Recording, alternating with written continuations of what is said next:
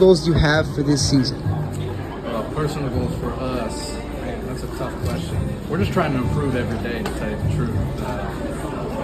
This team hasn't had a lot of success lately, but this program is rich with tradition.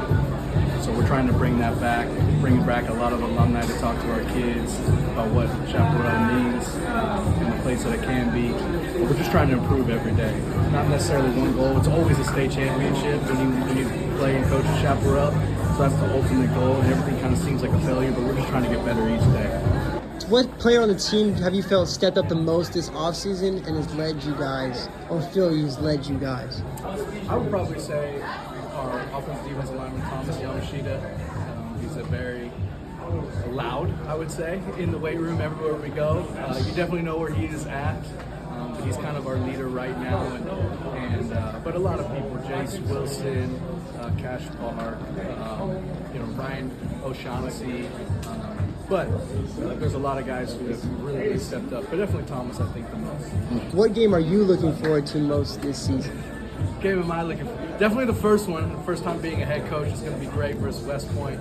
But me being a Chaparral alum, if I didn't say Saguaro, I would probably get killed by my other alumni. So definitely that week 2 we play Saguaro at Saguaro, which I always felt like is my favorite game, is playing at their place. I was just going to ask you, this year being your first year head coaching, Chap, how do you feel the culture has changed you being there? Yeah, I think when I met with the seniors individually one by one when I first got there, and they said that they were lacking a lot of discipline.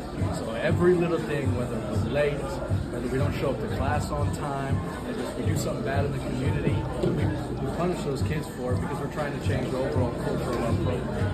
But our overall thing is we want to do what's right, do your best, and show that you care. Those are our 3 core values that we live by, and if we're not doing one of those things, we're going to pay for it.